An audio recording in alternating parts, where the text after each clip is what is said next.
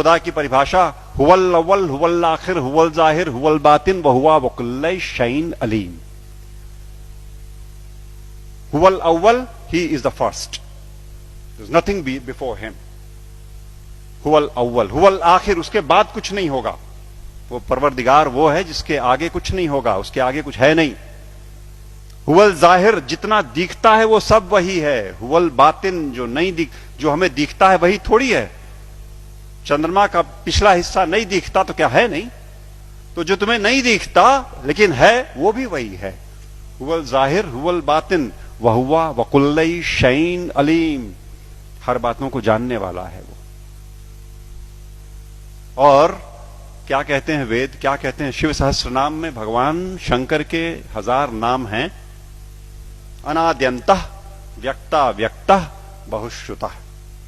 अनाद्यंतः, जिसका आदि नहीं, जिसका अंत नहीं। अनाद्यंतः व्यक्ता व्यक्तः, जो व्यक्त है वो सारा वही, जो अव्यक्त है वो वही। बहुश्रुतः, सर्वज्ञ, सब कुछ जानने वाला, कॉन्शियसनेस का सोर्स है ना वो, इसलिए सब कुछ जानने वाला वही परमात्मा, वही परवरदिगार। और Bible, I am the alpha and the omega, I am the alpha and the omega, I am the first and the last. किससे लड़ रहे हो और क्यों लड़ रहे हैं?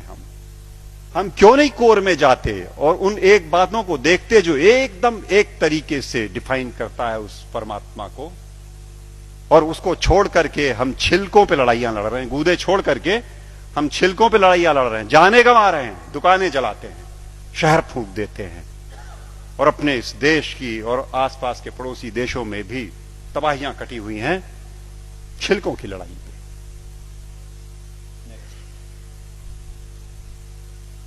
सूफी फकीर कहता है अन अल हक, ट्रांसलेटेड इट मीन्स अहम ब्रह्मास्मि, आई एम द सेम। अन अल हक, ये सूफी फकीर बोलते हैं।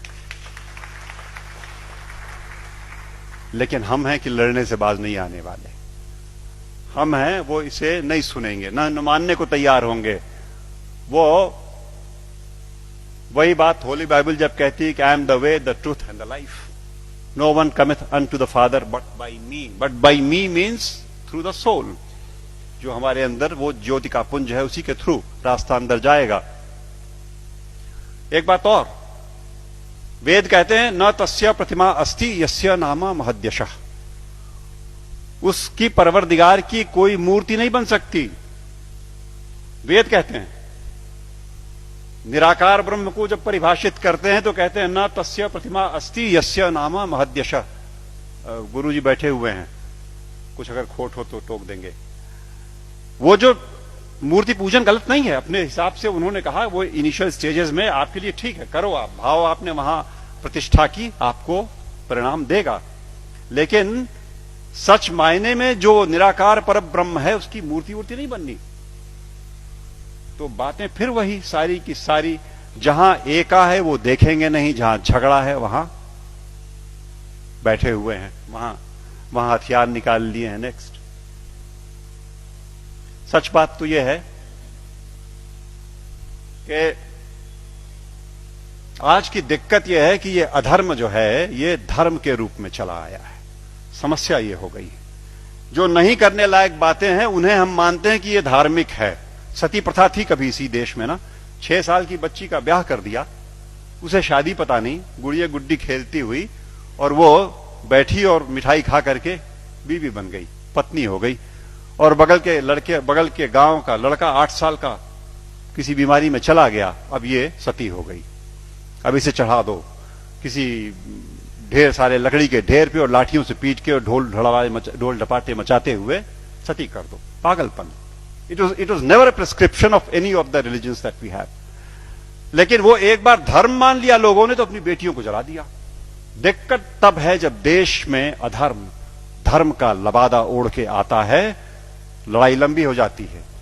हम उसे धर्म मानते हैं जो अधर्म है। अभी चल रहा है, मैंने कैंपेन किया जबलपुर में, एंटी क्रैकर कैंपेन। दिवाली पे मर्यादा पुरुषोत्तम भगवान राम के आगमन के नाम पे ये देश, विश्वनाथ जी, 6000 करोड़ रुपए का बारूद अपने आसमान में भरता है। 6,000 करोड़ का बारूद उस देश में जहां दिवाली के दिन करोड़ों के हाथ में एक बताशा नहीं और एक दिया नहीं। अधर्म।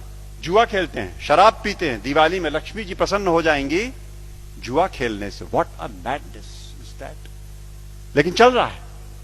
अधर्म जब धर्म का लबादा ओढ़ के घुसेगा समाज में तो नहीं निकलेगा आसानी से, और अगर वो निकलेगा आपके प्रयास से। आप जगे हुए लोग हैं, आपके प्रयास से जाएगा। राह चलतों के प्रयास में से वो बात नहीं आनी, वो समझ ही नहीं सकते। या आप सुन तो रहे हो, आप शायद समझ भी जरूर रहे होगे।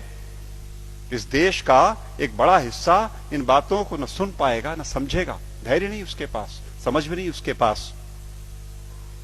और आवश्यकता इस बात की है कि अधर्म जब धर्म का लबादा ओढ़ के आए तो पहचान के इग्नोर कर दो। लड़ाई नहीं लड़नी, आवश्यकता नहीं उससे लड़ाई की। It only needs to be ignored and probably that will do the trick next.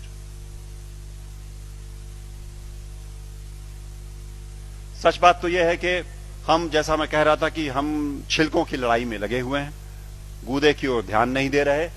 और मेरे घर पे मैं शाम को आसपास के मोहल्ले के गरीब बच्चों को पढ़ाता हूं, थोड़े से। उन्हें रोज एक टॉफी एक बच्चे को देता हूं, उनको इनकरेज करने को कि वो आए।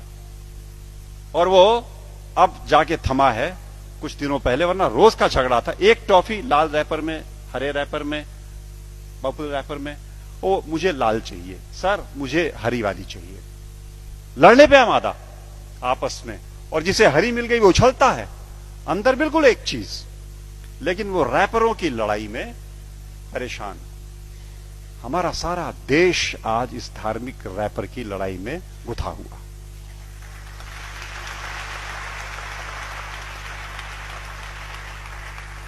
और यकीन मानो आपकी वो परवरदिगार ऊपर से देखता होगा तो बड़ा हंसता होगा। ये मनुष्य मेरा इंटीग्रिटी और मेरा कंपैशन लेकर के पृथ्वी पर मेरे नुमाइंदे बन करके इन रैपर्स पे उलझे हुए लड़ रहे हैं। और ये मेरे घर की छत के बच्चे तो चलो खाली आवाज कशी करते हैं, यहां तो चाकू लगा देते पेट में, यहां तो जान मार देंगे, दुकानें जला देंगे, शहर लूट लेंगे। उन रैपर्स की लड़ाई में कब तक चलेगा मित्रों? सच बात तो यह है, मैं हल्का महसूस कर रहा हूं आज आपके बीच में ये बातें कह करके। मैंने ये बोझ उतार करके आपके कंधे पे डाला। आज मैं अकेला था ये बात बोलने को। आज के बाद आप सबके ऊपर ये जिम्मेदारी है कि आप एक बार रुको, ठहरो, सोचो, जागरूक हो और जागरूक करो औरों को, वरना ये देश की तबाही ऐसे ही चलती रहेगी। नेक्स्ट।